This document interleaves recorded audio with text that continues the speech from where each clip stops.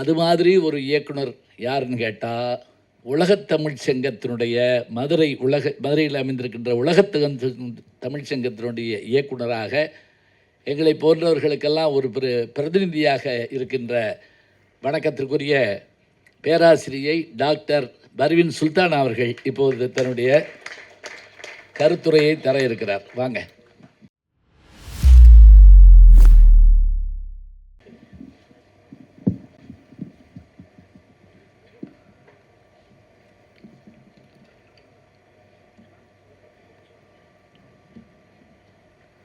அனைவருக்கும் வணக்கம். லிங்கு பெயரிடப்படாத ஆறுகள் புத்தகம் வெளியிடுகிறோம், நீங்கள் பேச வேண்டும் என்கின்ற கட்டளை லிங்குசாமி அவர்களிடமிருந்து வந்திருந்தது. அதை உடனடியாக தேதியை குறித்து கொள்ளுங்கள் என்று சொன்னார். நான் உடனடியாக தேதியை குறித்து கொண்டேன். லிங்குசாமி அவர்களின் மீது எனக்கு அளப்பரிய மரியாதை. எப்பொழுதும் கவிஞர்கள் அப்படித்தான். தான் என்ன நினைக்கிறோமோ அதை தனக்குள்ளேயே வைத்துக்கொள்ள தெரியாதவர்கள். அதை எப்படியேனும் கடத்தி விடுவார்கள். அப்படி கவிதையை கடத்த தெரிந்த ஒரு கலைஞன் லிங்குசாமி. மேடையில் பெருமக்கள் நிறைய பேர் வீற்றிருக்கிறார்கள். நம்முடைய ஐயா ஞானசம்பந்தம் அவர்கள் நகைச்சுவையை பேசினால் காமெடிங்கிறதுக்கும் ஹியூமருங்கிறதுக்கும் வித்தியாசம் இருக்கு. ஹியூமர் இருக்குல்ல, அது நம்ம ஏதோ ஒரு கட்டத்தில் யோசிச்சாலும் குலுங்கி குலுங்கி உள்ள சிரிக்க வைக்கும் நம்மள. அவருடைய குரலே ஒரு ஹியூமர் குரலாக இயற்கை அவருக்கு கொடுத்துருச்சு. அவருடைய டோன், தொனி, எது சொன்னாலும் அவர்கிட்ட நம்ம சிரிக்கலாம்.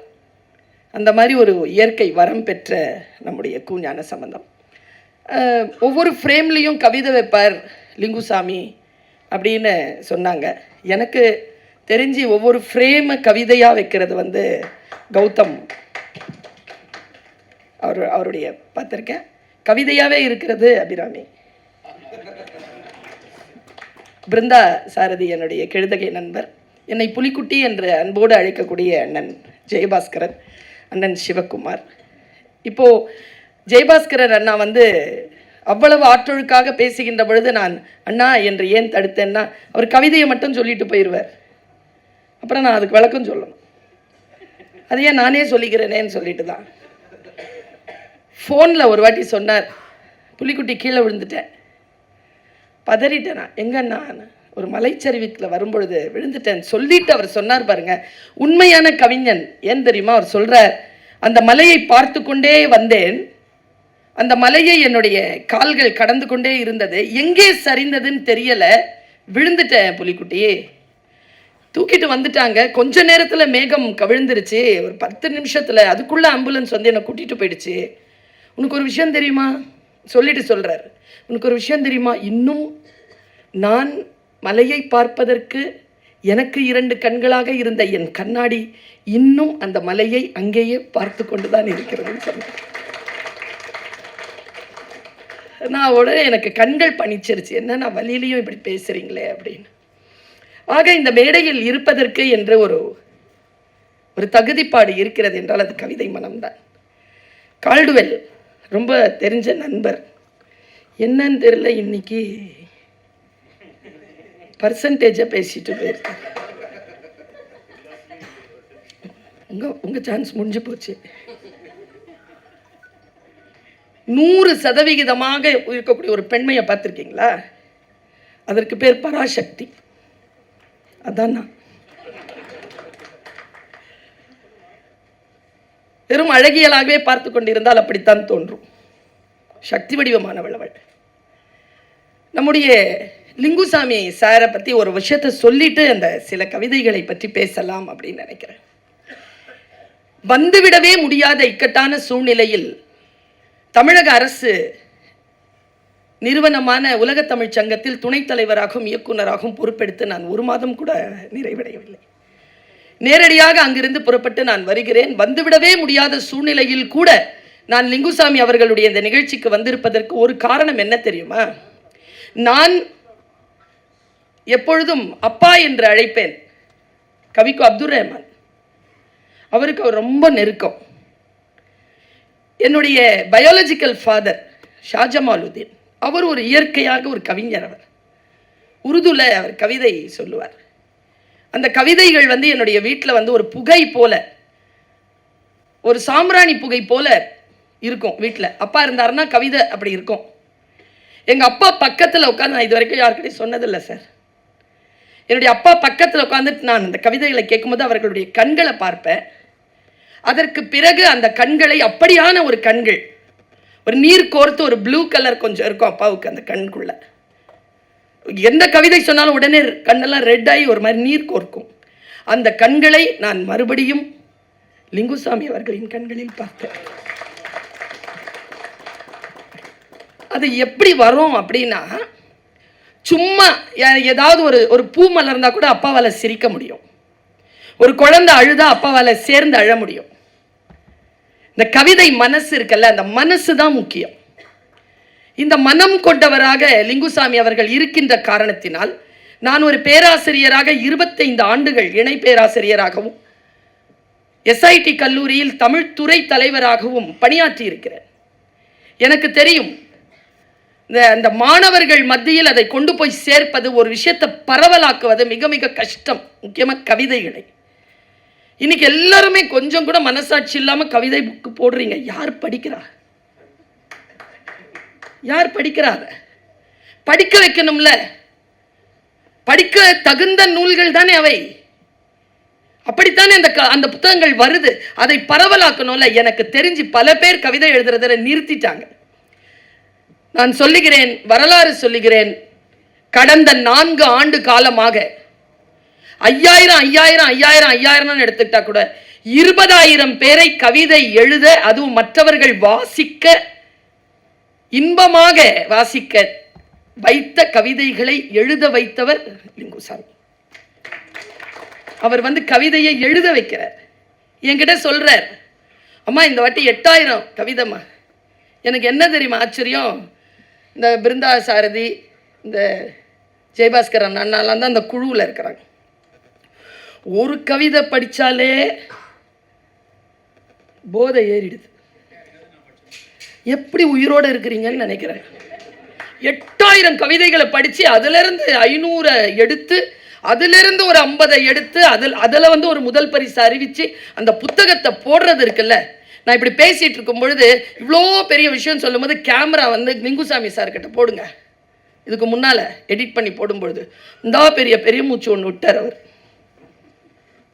8000 பேரை கவிதை எழுத வைப்பது, அந்த கவிதைகளை கொண்டு அதில் அப்படியே அதை சல்லிச்சு அதிலிருந்து ஒரு கவிதை எடுக்கிறது இருக்குல்ல, முதல் பரிசு பெற்ற கவிதை. எனக்கு ஒரு முறை நான் பேசிக்கொண்டே இருந்தேன், லிங்கு சார், ஏதோ ஒரு குழந்தைகளுடைய கூட்டம் தான், மாணவர்கள் கூட்டம். அதை பேசுகிறேன், எனக்கு வார்த்தைகள் வரவில்லை, எனக்கு தழும்புகிறது, எனக்கு தொண்டையெல்லாம் அப்படியே அடைக்குது. இப்படி எழுதிட்டானே ஒருத்தன், இப்படி எழுதிட்டானே, இவர் தான் அந்த புக்கா போடுறார். அது தலைப்பே அந்த புத்தகத்துக்கு அதுதான். நான் நினைக்கிறேன் 3வது புத்தகம்னு நினைக்கிறேன். மெல்ல அசைந்தது கோவில் யானைன்னு பேர் அதுக்கு. அந்த கவிதையை நான் சொல்லுகிறேன், இன்று இரவு உங்களால் உறங்கவே முடியாது. தன் நிழலை காடென நினைத்து மெல்ல அசைந்தது கோவில் யானை. ஒரு நாளாவது யோசிச்சு பார்த்துருக்கிறோமா அந்த யானைய? இந்த சுப்புலட்சுமி ஒருத்தி இறந்து போனா குன்றக்குடியில். எப்படி செத்து போனா அவ எனக்கு ஃப்ரெண்டு. நான் போனா அவளுக்கு நான் பெரிச்சம்பழம் வாங்கி தரேன். இறந்து போனா. எங்கேயும் இல்லை, அவர்கள் எல்லாம் தனித்தனியாக ஒவ்வொருவரிடத்திலும், ஒவ்வொரு பாகர்களிடத்திலும், ஜூலையும் கோவில்களையும் யானைகள் இருக்கின்றன. அந்த யானை காலிலே சங்கிலி போட்டிருக்கக்கூடிய அந்த யானை தன்னுடைய நிழலை காடன நினைத்து அப்படி அசைஞ்சதுன்னா என்ன மாதிரியான மனசு இருக்கணும் அந்த கவிஞனுக்கு? அவர்கள் தான் உயிர்களை காப்பாற்றக்கூடியவர்கள். நல்லோர் ஒருவர் உளரேல் அவர் பொருட்டு எல்லோருக்கும் பெய்யுமா மழை என்றால், இந்த ஒரு கவிதை இப்படி எழுதுகின்றவர்களால் மழை பெய்யும். இந்த மனம்தான் ஹைக்கூ.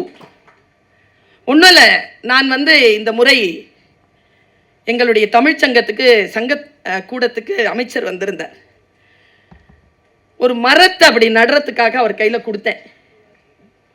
வாங்கி அவர் நட்டு விட்டு போனார். பக்கத்தில் ஒரு பேராசிரியர் சொல்கிறார், ஒரு வினாடியில் இங்கு ஹைக்கூ நிகழ்ந்தது. திரும்பி பார்த்தேன், இல்லை, நீங்கள் அவருக்கு தரும் பொழுது அதை அவர் அப்படி பெற்று ரொம்ப கஷ்டப்படக்கூடாது என்பதற்காக ஒரு வினாடி பணிந்து அதை கொடுத்தீர்கள். அவர் அதை தூக்கிறதுல கஷ்டப்பட, அந்த பணிவு இருக்கல்ல, மற்றவர்களுடைய உயிரை தொடுவது இருக்கல்ல, அது ஹைக்கூ. அந்த ஹைக்கூவை தொட்டவர்கள் மிகச்சிலர் தான். எல்லோராலும் ஹைக்கூ எழுத முடியாது அண்ணா, சிலரால் தான் எழுத முடியும்.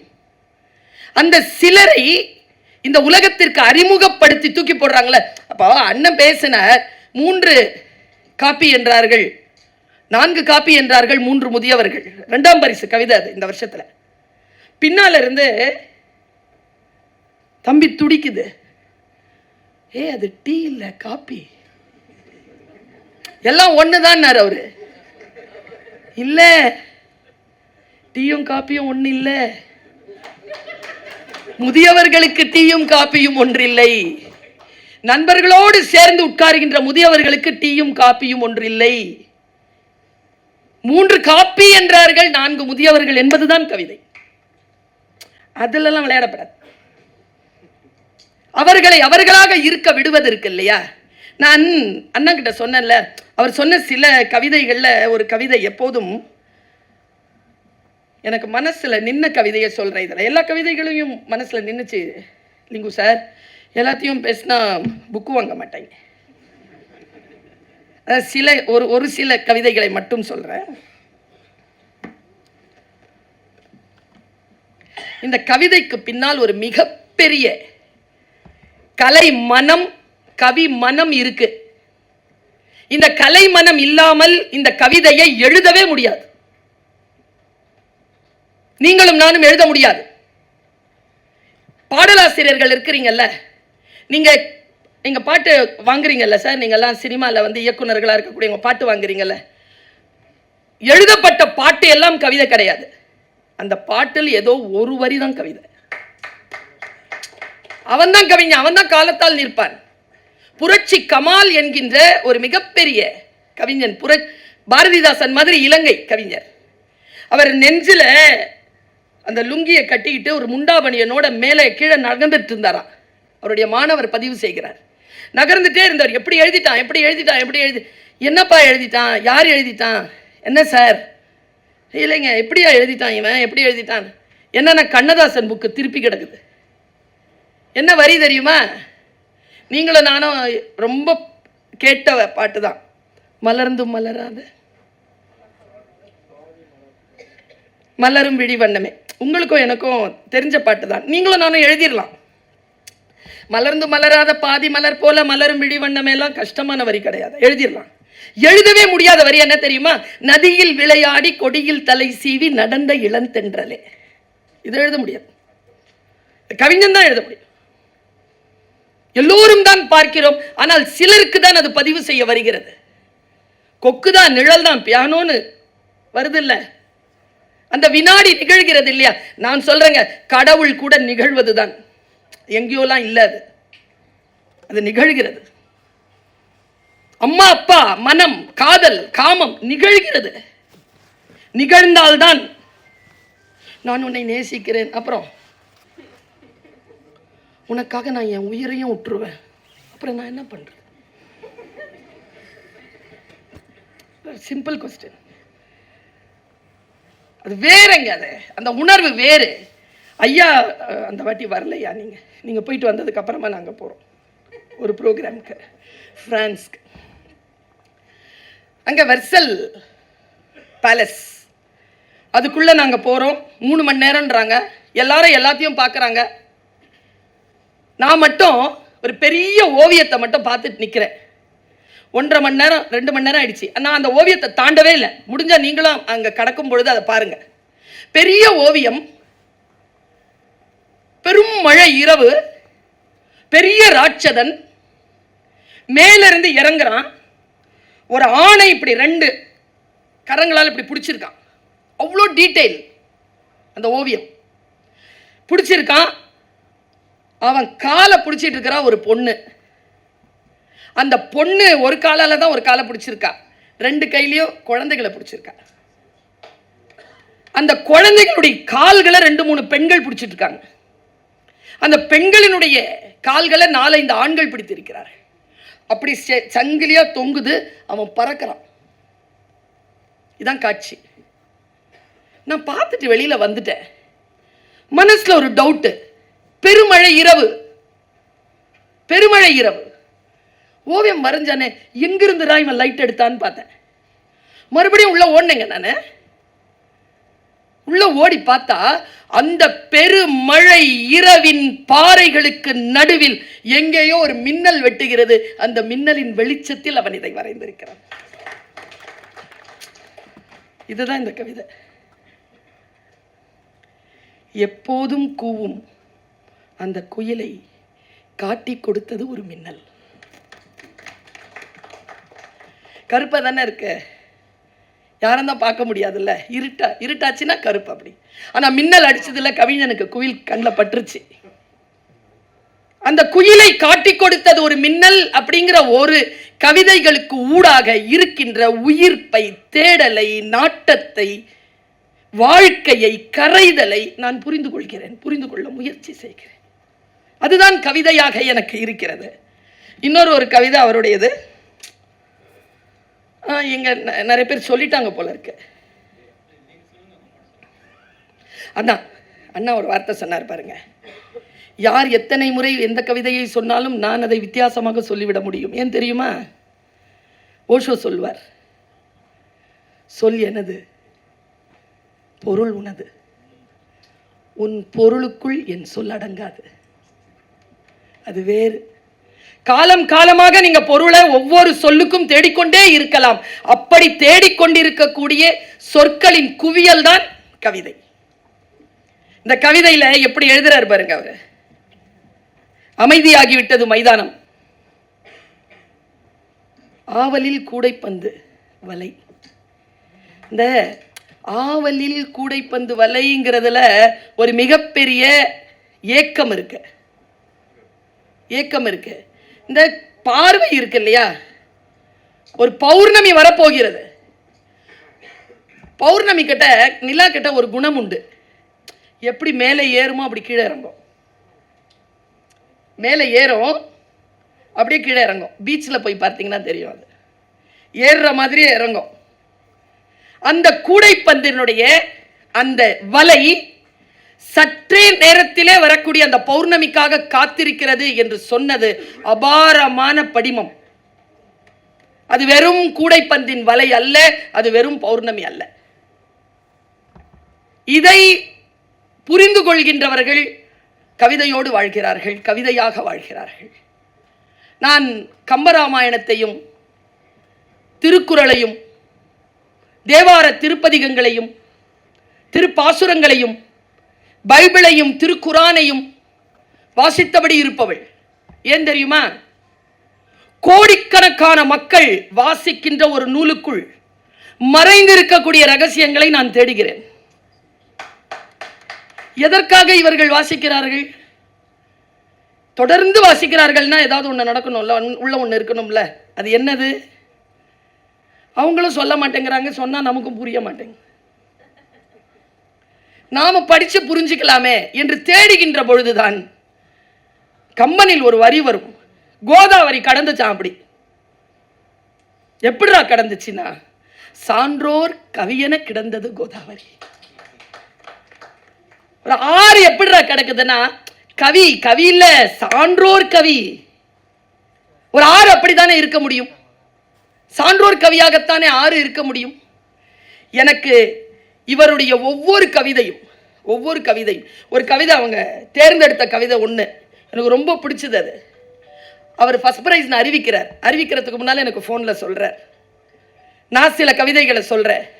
அவர் அந்த கவிதையை சொல்லிட்டு இதுதான் ஃபர்ஸ்ட் பிரைஸ்ன்னு சொல்லிட்டு அவர் சொன்ன காரணம் இருக்குல்ல, அதில் சாங்ஷன் அண்ணா, ஓகே, அதான் ஃபர்ஸ்ட் பிரைஸ். கொக்கோடு பறந்த மீன் தான் நீந்திய குளத்தின் முழு பரப்பையும் பார்த்தது. அப்பா சான்ஸே இல்லைல்ல. கொக்கு வாயில் மாட்டலன்னா அந்த காட்சியே கிடையாது. முடிஞ்சால் மாட்டி பார்த்துக்கோங்க, மாட்டிக்கொள்ளுங்க. நீங்கள் வாழும் பரப்பை பார்க்க வேண்டும் என்றால் சில அப்படி போயிட்டு தான் வரணும், வராமல் கூட போகலாம். பார்க்க வேண்டும் என்றால் பயணத்திற்கு தயாராக. எனக்கு ரொம்ப பிடிச்சமான இந்த பூலாம் சொன்னாங்கல்ல, எனக்கு ரொம்ப பிடிச்சமான ஒரு கவிதை சின்ன வயசில் நான் படித்தது. பூவை விற்று அதை விட சிறப்பானதாக எதை வாங்கிவிட முடியும்? இதை நான் மறக்கவே முடியாது இந்த கவிதையை. எனக்கு நீங்கள் அதாவது கவிதை உங்களது, புரிதல் என்னுடையது தானே, எனக்கு அந்த சுதந்திரம் உண்டு தானே. குப்பையில் பூக்காரன் குப்பையில் கொட்டுவது கூட பூக்களைத்தான் அப்படின்னு ஒரு கவிதை எழுதியிருந்தார்ல. நினச்சி பாருங்களேன், ஒரு மங்களத்திற்கு ஒரு பூவை போடுறோம், ப்ரோக்ராம் முடிஞ்சிருச்சு, பாயை உதிரி பூவை எதால் தொடுவோம்? தொடப்பத்தால் தொடுவோம். அதனால்தான் நான் பூவை அவ்வளவு சீக்கிரமாக பயன்பாட்டிற்குள் வருகின்ற பொழுது மனசு அப்படி நிற்கும்.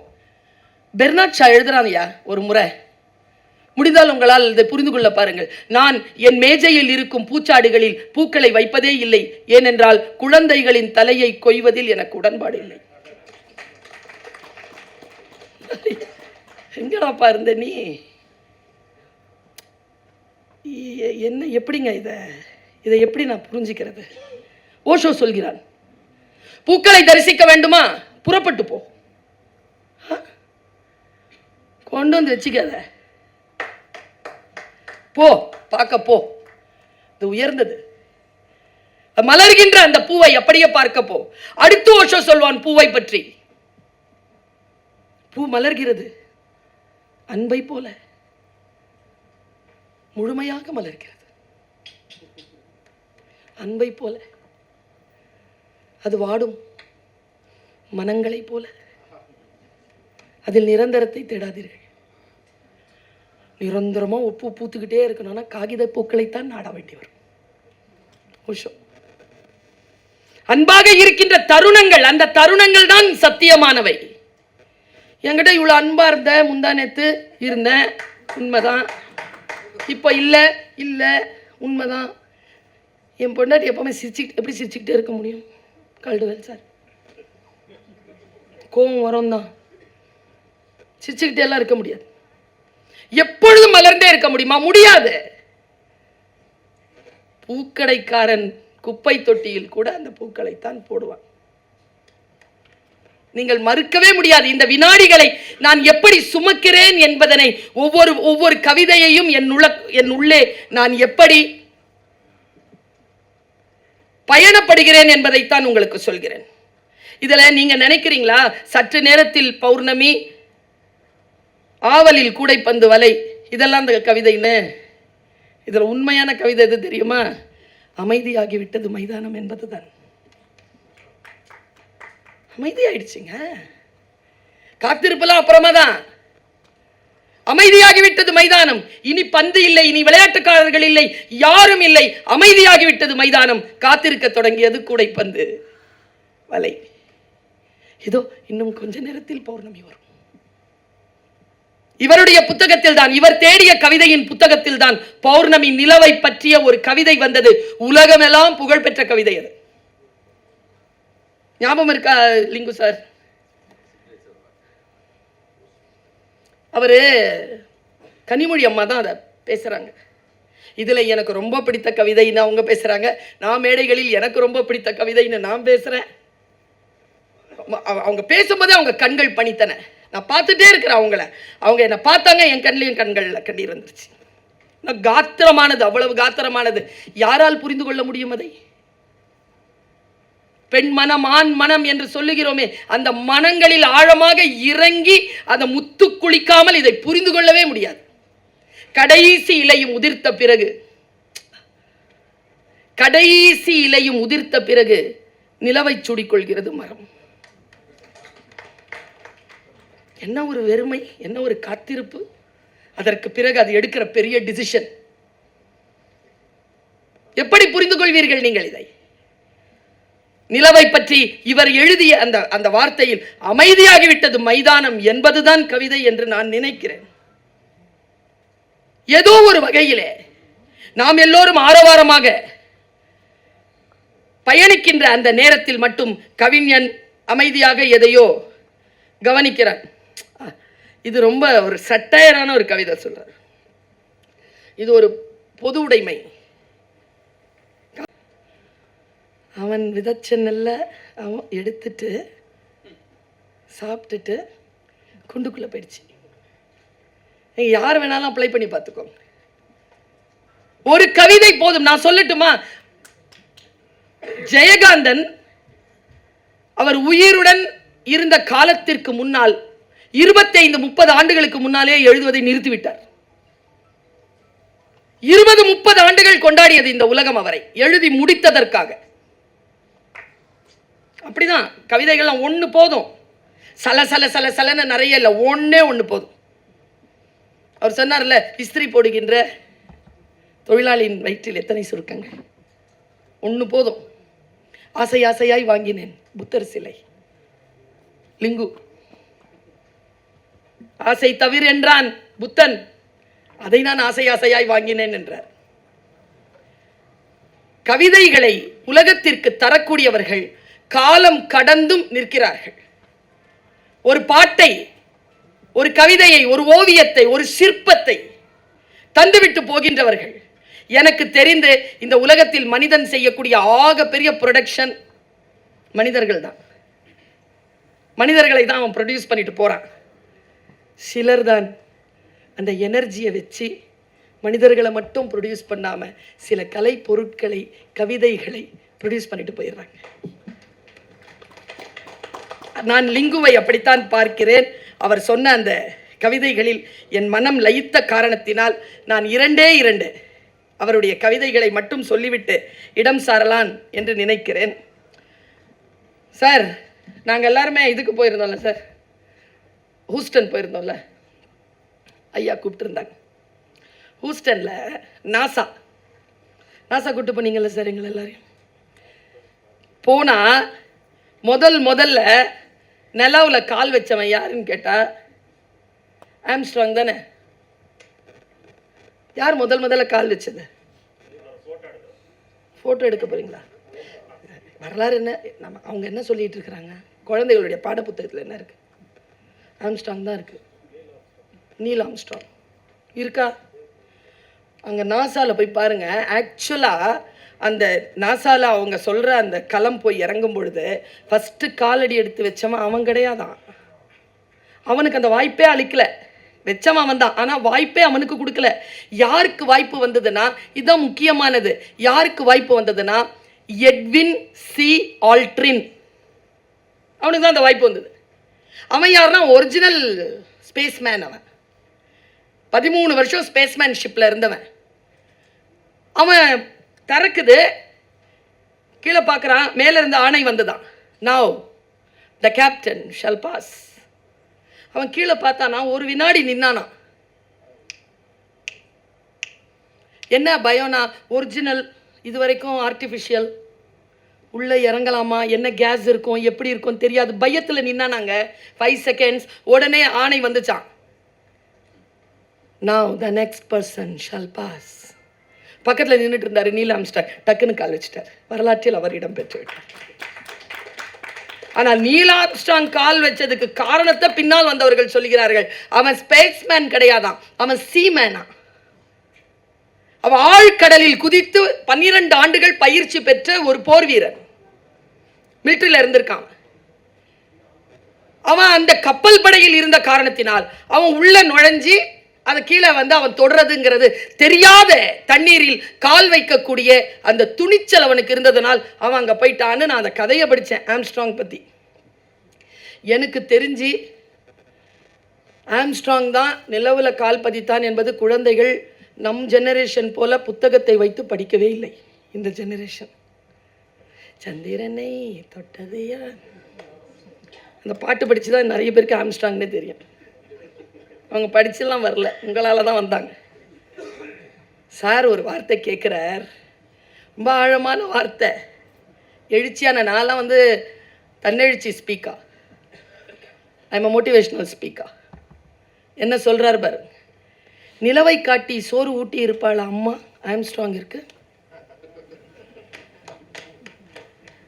இல்லை.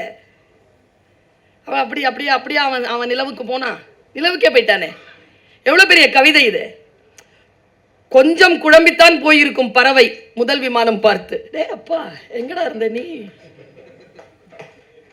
கொஞ்சம் குழம்பித்தான் போயிருக்கும்ல பறவை. யாரா இதுன்னு நான் சமீபத்திலங்க இந்த பறவைகள் இருக்குல்ல, எனக்கு லிங்கு சாரையும் ஜெயபாஸ்கர் அண்ணாவையும் பிருந்தா பார்த்த சாரதியையும் நாடி நாடி நான் படிப்பதற்கு காரணம், அவர்கள் இயற்கையை நேசிக்கின்றார்கள், உயிர்களை நேசிக்கின்றார்கள்.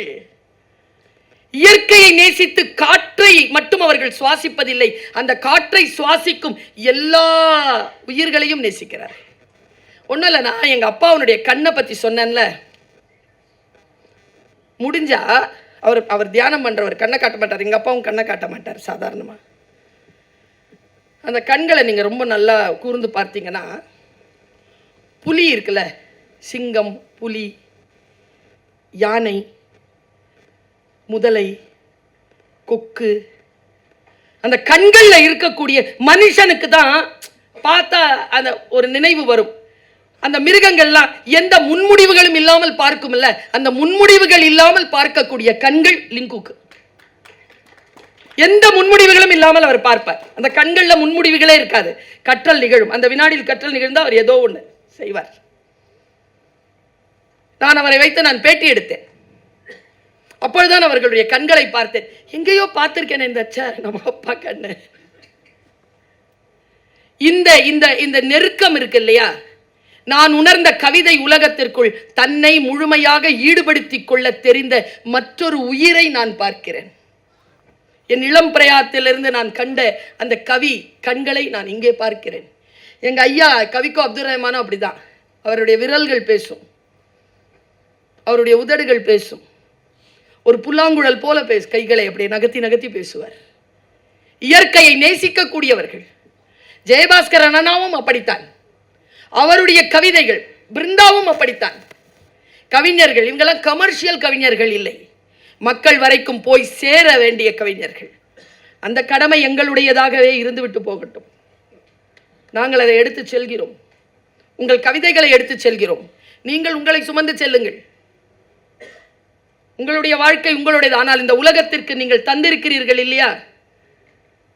புத்தரை ரொம்ப பிடிக்கும் அவருக்கு, தியானம் பண்ற ஆளு. கவிதை எப்படி எழுதுறாரு பாருங்க. அசோகர் இத்தனை மரங்களை நட்டார், அதில் ஒன்று கூடவா போதி மரமாக இல்லை?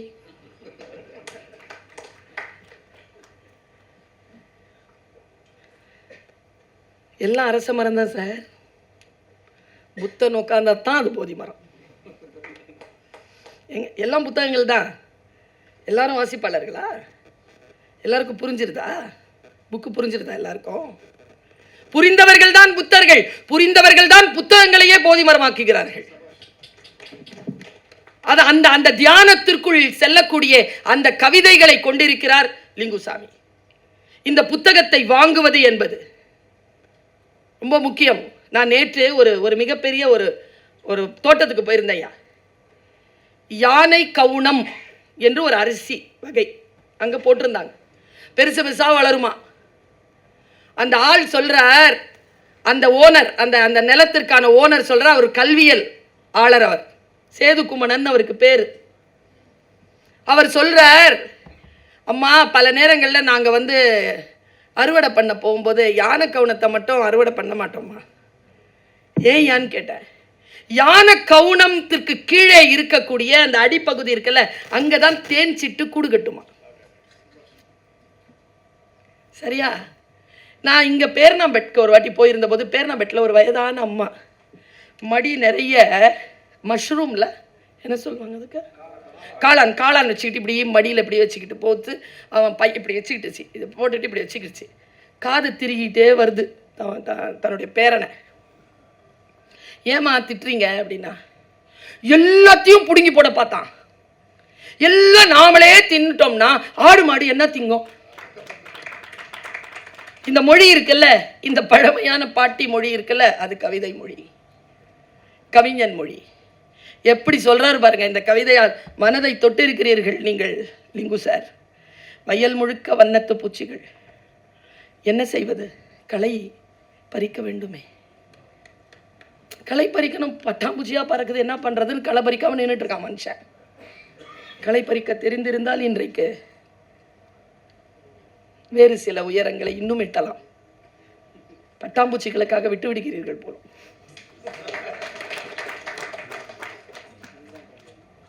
நீ தினமும் இதான் அவர் சொன்னாரு, நீ தினமும் பால்கனியில் அங்கும் இங்கும் நடந்தபடியே படிப்பாயே, அது வரலாறு. அது எப்படி லவ் பண்ணுறது? லவ் பண்ண கவிதை வந்துருமா சார்? கண்டிப்பான்னு யாரோ ஒருத்தர் குரல் கொடுத்தார். அவர் சொன்னார்ல, பேன் பார்த்துட்டு முடி பின்ற அம்மாக்கு பொண்ணு சொன்ன பதில், நீ வேணாலும் திட்டு ஒருத்த.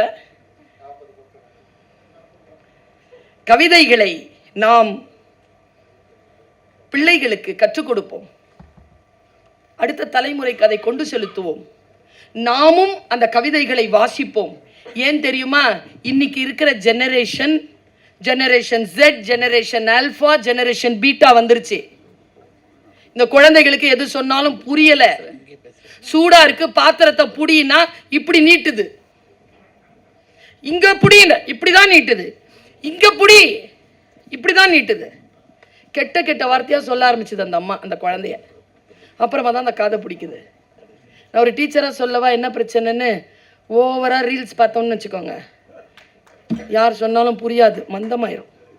ஒரு கவிதை போதும் மனதை ஆக்டிவேட் பண்ணுறதுக்கு, மனதை தியான நிலைக்கு கொண்டு செலுத்துவதற்கு. பிள்ளைகளுக்கு கவிதைகள் வாசிக்க கற்றுக் கொடுப்போம். மரபு கவிதைகள் வாசிப்பது குறைந்து போயிருக்கக்கூடிய நிலைமையில் நீண்ட நீண்ட கவிதைகளை வாசிப்பதற்கு வாய்ப்பில்லாத சூழ்நிலை வந்து வாய்க்கின்ற பொழுது மொழியாசிரியை நான் சொல்லுகிறேன், நீங்கள் ஹைக்கூவை உலகம் முழுக்க கொண்டு செலுத்துங்கள். நிச்சயமாக நம் மரபும் நம்முடைய வாழ்வியலும் அடுத்த தலைமுறைக்கு கடத்தப்படும். அந்த முயற்சியை மேற்கொண்ட பெயரிடப்படாத ஆறுகள் என்ற தலைப்பிட்ட லிங்குசாமி இன்னும் பல்லாண்டு வாழ வேண்டும், பல கவிதைகள் தர வேண்டும் என்று என் தமிழால் வாழ்த்தி அமைகிறேன். நன்றி, வணக்கம்.